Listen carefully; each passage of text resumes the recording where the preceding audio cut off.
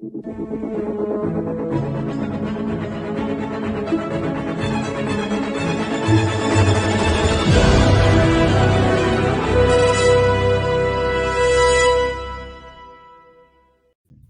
SOSW viewers. I am your host, Jedi Knight Luke, and with me is Captain Henson. And due to being a bit behind, we're covering 3 episodes in one video for The Bad Batch Season 2, episodes 6, 7, and 8. So without any further ado, let us begin with episode 6, Tribe. The episode begins with the Bad Batch arriving at a Vanguard access ship as they were tasked with delivering forged chain codes to a team of smuggler droids. Omega finds Jedi Padawan Gungi, a familiar face from TCW Season 5, being harmed by the droids. After a brief firefight, they all escape on the Marauder together. The group takes Gungi to Kashyyyk. Before reaching a village, they encounter wildlife, which Gungi is able to calm down with the Force. They see the village is destroyed and spot Trandoshan slavers. After a fight against them, they meet up with a Wookiee tribe. They find out the Wookiees are being enslaved for the planet's resources, and they decide to help. After a long battle in the middle of the night, the heroes defeat the enemy and relax following their victory the next day. Alright, so overall, really liked this episode. Even though we saw him in the trailer, I completely forgot, so seeing Gungi again was nice. The Padawan's arc from TCW wasn't one of my favorites, but still, TCW connection is always nice to see. And of course, getting to see Kashyyyk in all its beauty. But the one thing I was waiting for when watching this episode was if they would reference the unfinished arc from TCW, in which the Bad Batch would have been on Kashyyyk with Yoda. And sure enough, it was Wrecker who said it, right? Correct. Yes. And, of course, that made me happy. Also, along with Wrecker referencing that unfinished arc, elements of that arc were also woven into this story, which I'm sure is why we got it. Like the focus on the Wookiees' spiritual connection to nature. That was a completely new idea to me because I didn't know that was originally intended for the unfinished Kashyyyk arc in TCW. Yeah, I mean, we know very little about that arc. I'm not sure if we have any story reels. We might have a few seconds worth, but I don't remember. The point is, I think this was their way of giving us something from that. Just to go over a few key moments from that, which I really enjoyed. Despite this being only 3 years on, we see that Padawan Gungi is a pretty capable young Jedi. Oh, I mean, you would hope so. I mean, a Wookiee Jedi? Talk about a fucking killer.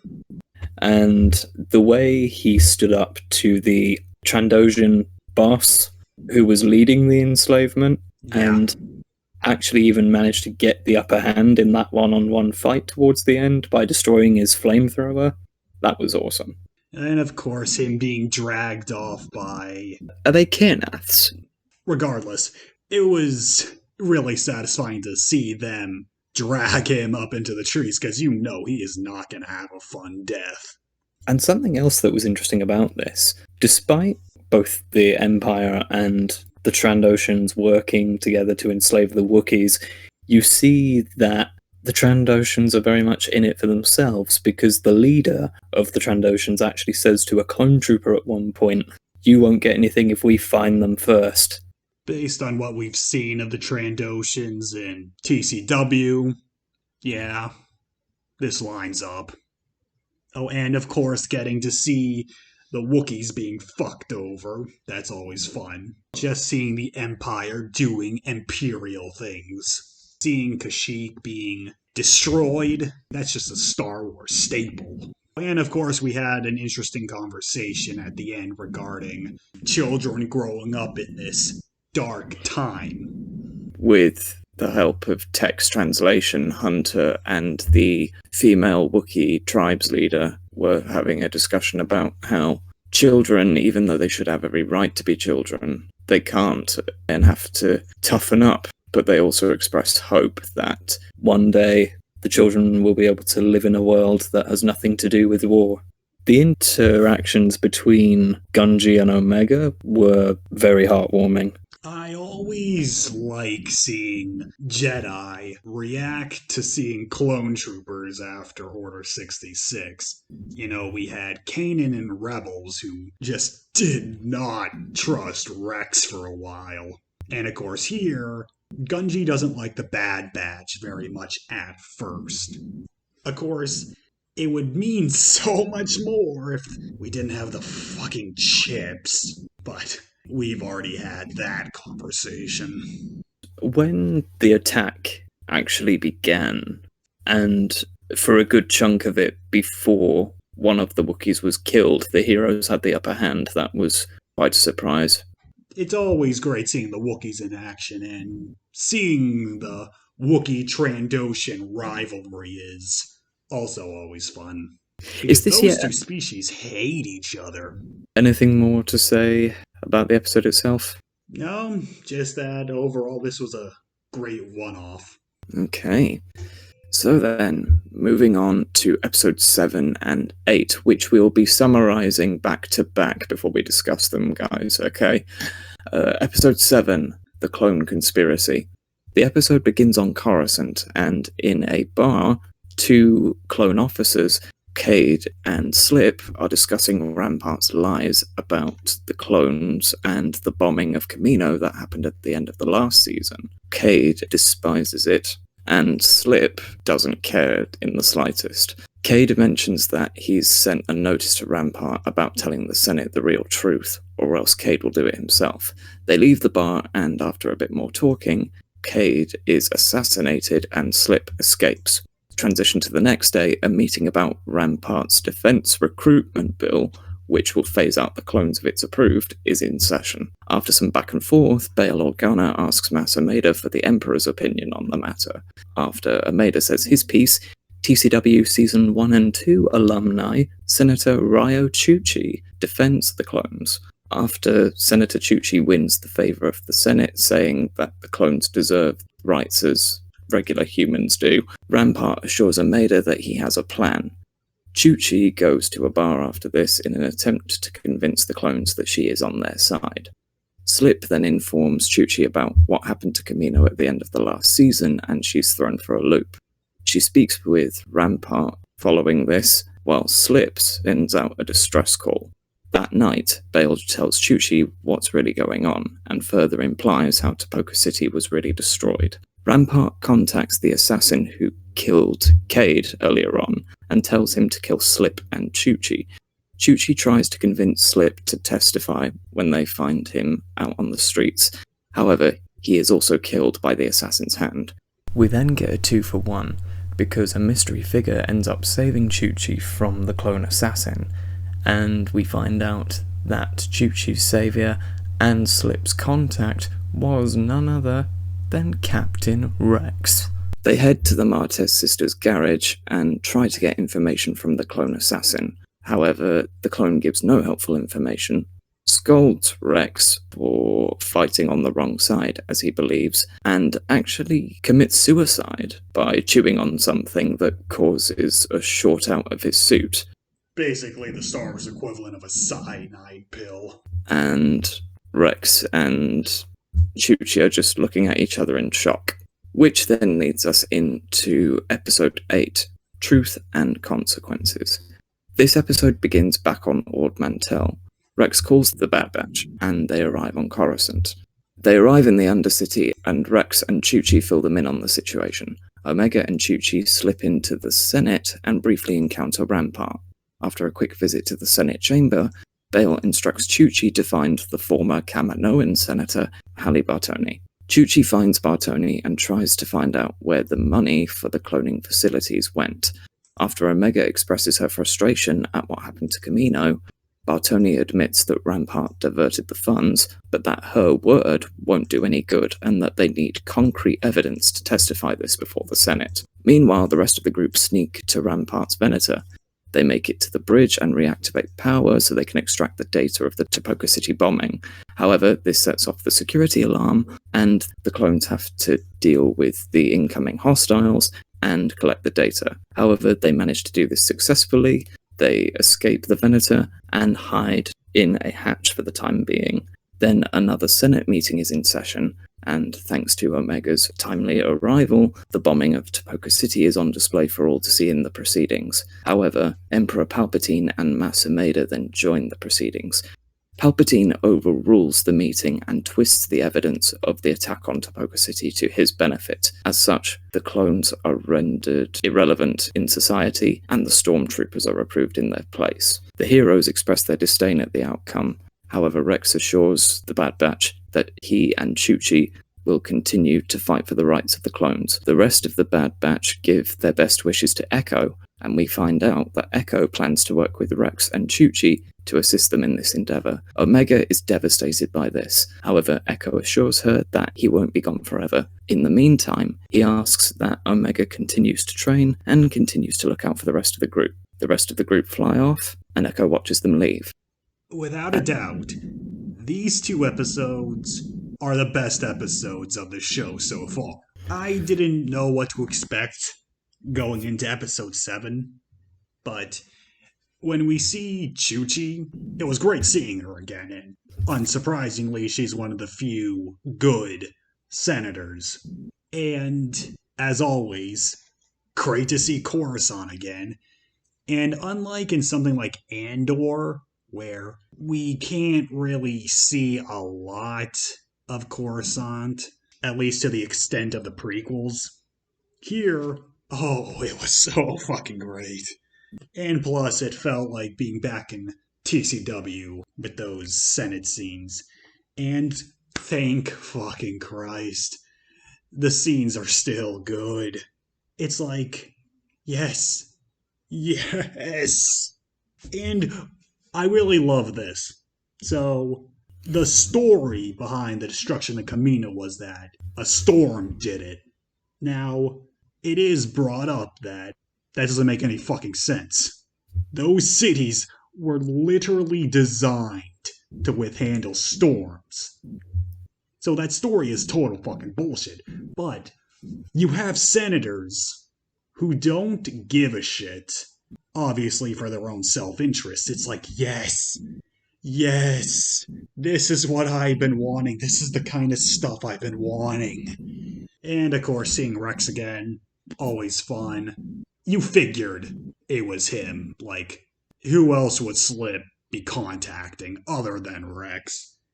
And yes, conspiracies, corruption, and of course, seeing the shit Rampart was doing finally hit its conclusion.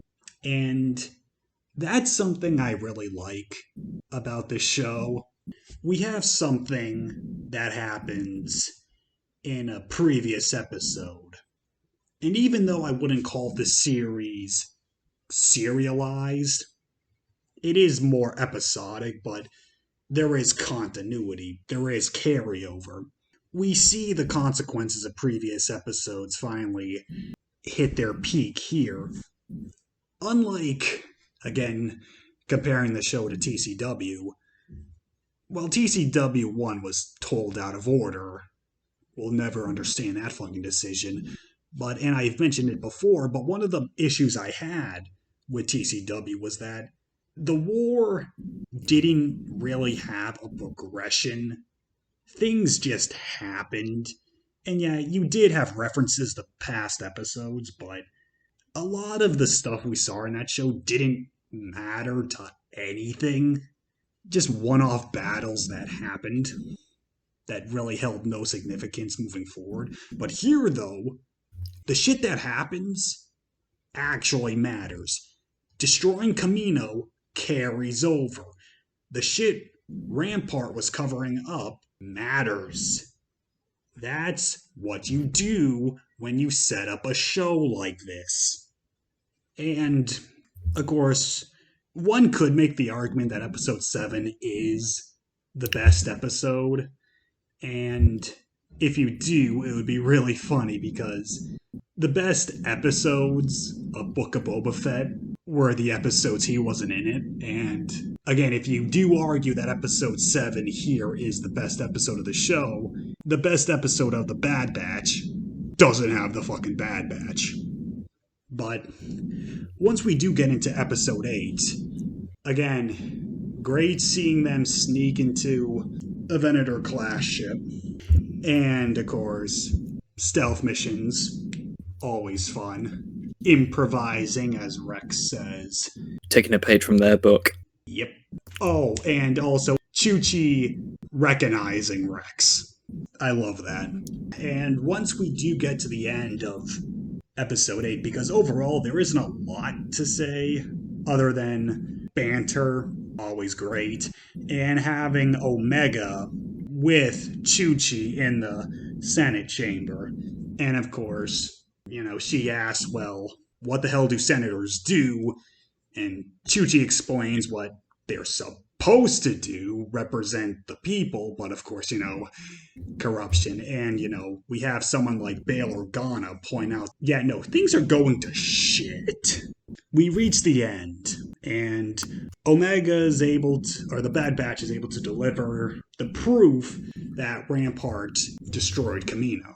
And we get the footage, and of course, everyone's shocked and stuff. But then the fucking Emperor comes up. Now, we knew he'd be showing up because of the trailer, but they knew how to fucking write Palpatine here. The way he's able to spin it, to still get what he wants. And the speech itself is amazing. I would definitely recommend anyone to listen to it. I also love this moment from Rex, where he points out that, Palpatine had been steps ahead of us during the Clone Wars, and he still steps ahead of us now. It's like, yes. And Omega points out, but we did the right thing. And of course, just because you do the right thing doesn't mean it results in what you want. But Echo leaving the Bad Batch, it didn't get an emotional reaction out of me. Quite frankly, Echo has been basically sidelined throughout this whole show. Out of all the members of the group, he had the least to do, character-wise. But, we'll see what they do with his character now that he's out of the Bad Batch. I mean, hey, if this means we get a subplot or something with him and Rex doing stuff, I'm game. And of course, it was also nice seeing Masamada again. Yeah, just these 2 episodes were fucking amazing. Yeah, these 2 episodes were fantastic. Seeing Chuchi again, I thought was great. The fact that she is still as compassionate and caring as she ever was fantastic. Seeing more of the conflicting opinions in how the Empire have treated the clones, I thought that was great. Having Rex appear again, I mean, we knew it was going to happen, but I didn't think it was going to happen in this way. So to see him get involved in a bit more action, that was great. I think this show deserves a lot of credit for having the steel to have a character commit suicide, basically, with the cyanide pill thing at the end of episode 7. That was probably one of the most brutal deaths, if you really think about it, in anything TCW related. TCW, particularly later on. Although I will say it's not as complex as a lot of people like to say. It did do a lot of things you just don't really see in a family-friendly show. We do have good guys killing bad guys on screen. And here, we have an assassin who, instead of giving away any fucking information, he just fucking kills himself. And we see it. I mean, granted, it's not brutal. I should say it's not graphic, but still, we see it. We see the other characters, Rex and Chuchi, react. I don't know if I've said this before, but TCW and this, I like the fact that it treats the audience the same way the films treat the audience. where, yeah, death happens. It's not fun. Here it is on full display. It may not be bloody, it may not be graphic, but it is not going to be fun. Good guy or bad guy. Yeah, seeing the personal conflict between Chuchi and Rampart regarding the truth versus the lies. You could Love feel the that. tension between those two. Of course, when Truth and Consequences comes around and the Bad Batch are split, the dynamic between Omega and Chuchi, it felt like Omega was a young Anakin in this situation, and that Chuchi was Padme. Yeah, I can see that. Mirror. Oh, actually, speaking of Mirror, when Rampart gets taken away by the Coruscant Guard, what does he say? I was What? following orders. Which is a line we've been hearing quite a bit in this show. We've had Crosshair say the same thing. Crosshair say the same thing. This guy was doing whatever he could to maintain whatever power he had. And if it meant, destroying an entire fucking city and pretty much committing an act of genocide, yeah, he would do it without batting an eye. And then, of course, Palpatine spinning the whole thing to his favor. I just fucking love it. Right. The continued persistence that we see throughout of the heroes stunning the clones rather than killing them, I think that's still very interesting to see. And getting on to Palpatine, Ian McDiarmid just shines in the speech that he gets. I am so glad he still has it. Like, I would have to rewatch the prequel trilogy, but based on memory, his voice still sounds great. And actually, just going back to Rampart for a second, all of this goes back to what you said, Henson, in the episode 2 section of the first podcast we did about the lengths that especially those who already have power are willing to go to maintain it. Yeah. Oh, and also, it was nice seeing Baltoni again. We only saw her like a few times in TCW, but as always, great to have that connection. And it was great hearing her basically shit talk Lana Sue. Was Hal Bartoni the same senator who got accused of killing the Rhodian senator from TCW Season 3? Yeah, she was one of the suspects, if I remember correctly. Otto was his name, right? Yes, I think so.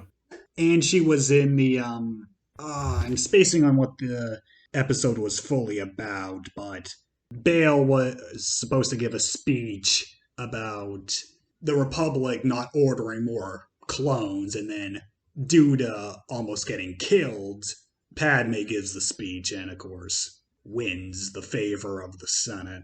She played a big role in there, obviously, because, Senator of Camino. But, yeah, like I said, great seeing her again, especially within the Senate setting, and hearing how Rampart had been diverting funds from Camino to whatever shit he was doing. I just love whenever Star Wars talks politics. Speaking of which, these 2 episodes, I think, are like the rare times where I actually like the clones being more independent than they were originally conceived as. Because here we have to deal with the fact that these clones are people. They aren't just mindless soldiers following orders. And so because they are people, they aren't just droids, now we have to deal with the fact that, nobody sees them as people. They are property, no better than droids in the eyes of basically everyone. And I hope we get to see the after effects of this. Like, we have that one scene where Chuchi's talking to the clones in that bar, and of course, they're all pissed. And we also have the obvious take of, we were bred for war. What the fuck do we do now? Some of them wanting to just keep on fighting until they drop dead. But of course, it's like, well, you're not seen as living creatures in the eyes of the Republic. So when we say you're decommissioned, we mean we're gonna fucking kill you. I hope we get to see this explored more.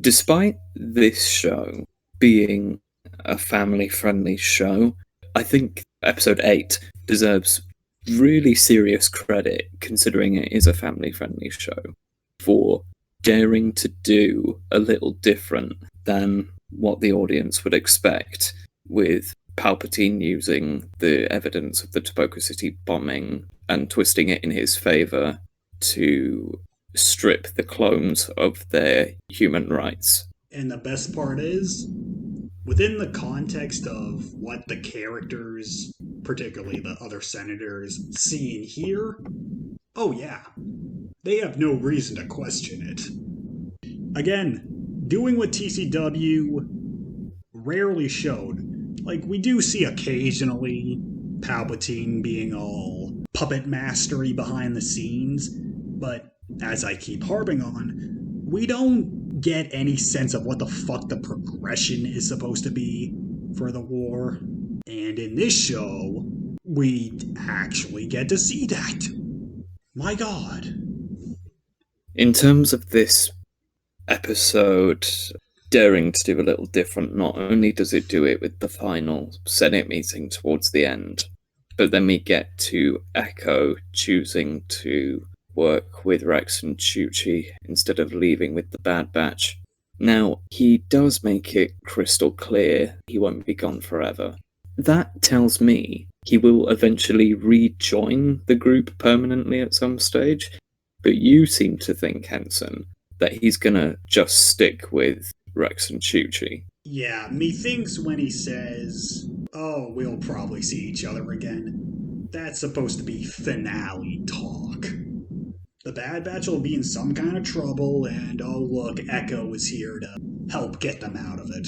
I think this could go one of two ways. Either Echo will eventually return and fully join the group again, thus making it a team of 6, or they're having Echo depart to set up the return of Crosshair. Yeah. Just to wrap this up, I was surprised that they had Echo leave the group. What his role will be in the future, we'll have to see. And in terms of how the Bad Batch are going to move forward now that they're one member down, we'll have to see.